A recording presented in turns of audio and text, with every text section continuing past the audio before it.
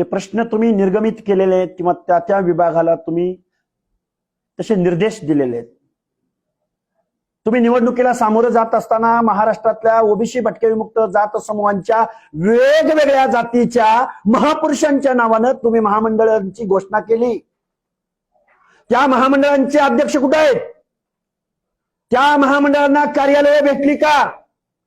त्या महामंडळांना तुमच्या बजेटमध्ये बजेट भेटलं का? एखादा सचिव भेटला का? एखादा शिपाई भेटला का? आणि मग जर ते भेटले नसतील तर या बांधवांना कसा तुम्ही न्याय देणार आहात? म्हणजे चुनावी जुमला होता तुमचा.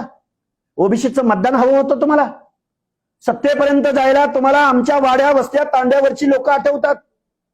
निवडणुका लागल्या की ओबीसी सेलचे प्रमुख तुम्हाला आठवतात. कोण आहे भाजपचा ओबीसीचा सेल प्रमुख? काय आहे त्याची ओबीसी बद्दलची भूमिका? कोण आहे काँग्रेसचा ओबीसी सेलचा प्रमुख?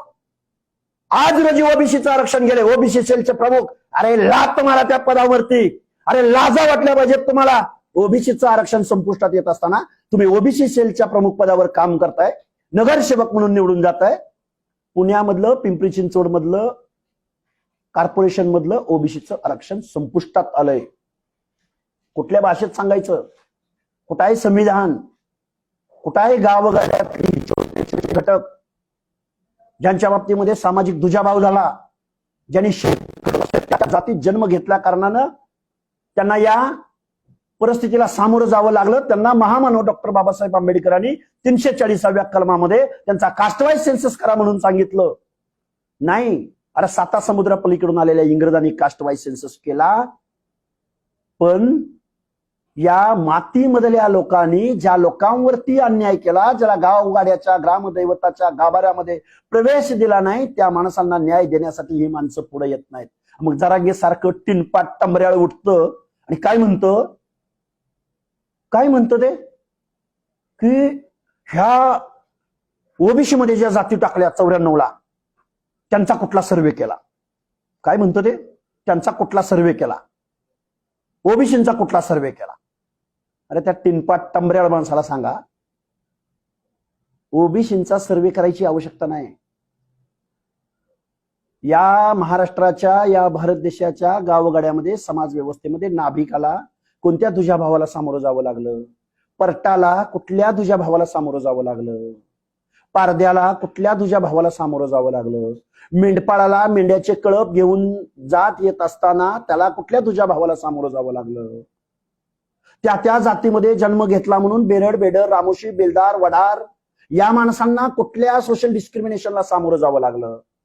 माझ्या भारताचं संविधान ज्या समाज रचनेमध्ये वेगवेगळ्या जात समूहांनी वेगवेगळ्या जात समूहावरती सामाजिक दुजाभाव केला, अन्याय केला, त्यांना हीन लेखलं, हीन दर्जाची वागणूक दिली, त्या जातीमध्ये जन्म घेतले म्हणून त्या जाती ओबीसी मध्ये आल्या, विजयंती अ ब क ड मध्ये आल्या. काय करणार व या खोळचट खोळप्याला? बुजगावणं असतं ना, पाखरं हाकायला लावलेलं, तशा पद्धतीचं हे खोळचट. काय बोलावं आम्ही? किती दिवस आम्ही या महाराष्ट्रामध्ये, किती दिवस आम्ही संविधानाची भाषा बोलायची? किती दिवस आम्ही लोकशाही मधली योग्य ती भाषा बोलायची? ऐकायला तयार नाहीत. 8-15 दिवस गेलं, महिना 2 महिने गेलं की मी उपोषणाला बसणार. अरे त्या उपोषण नावाच्या लोकशाही मधल्या सर्वात सामर्थ्यवान वेपन्सचा, सामर्थ्यवान आंदोलनाचा अरे उपोषण कुणी केलं? विनोबा भावेनी केलं. अरे उपोषण कुणी केलं? महात्मा गांधींनी केलं. ह्याला लोकशाहीची चाड नाही. ह्याला आरक्षण कुणाला दिलं जातं? गावगाड्यातल्या दीनदलिताची, गावगाड्यातल्या ओबीसीची चाड नाही. बर, ह्याची जात ओबीसी मध्ये सामील झाल्यानंतर ओबीसीचं झोपडं कसं उद्ध्वस्त होणार आहे यावर या महाराष्ट्रातला एकही नेता, एकही मंत्री, एकही ओबीसीचा नेता बोलायला तयार नाही. तो लाड नावाचा आमदार, तोंडात शिवी येते माझ्या, मी जबाबदारीने शिवी देतोय.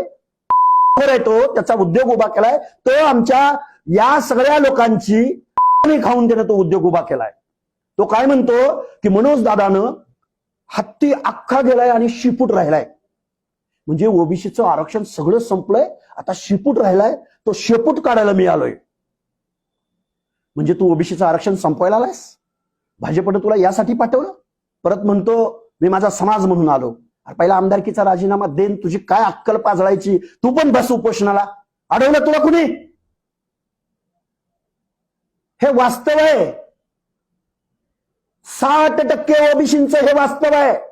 ओबीसींच्या पोरांना कळतंय इथली न्याय व्यवस्था सुद्धा सामाजिक न्यायाच्या प्रतीक्षेत असलेल्या दीनदलितांच्या बाबतीत, ओबीसींच्या बाबतीत बेकायदेशीररित्या वक्तव्य करतंय.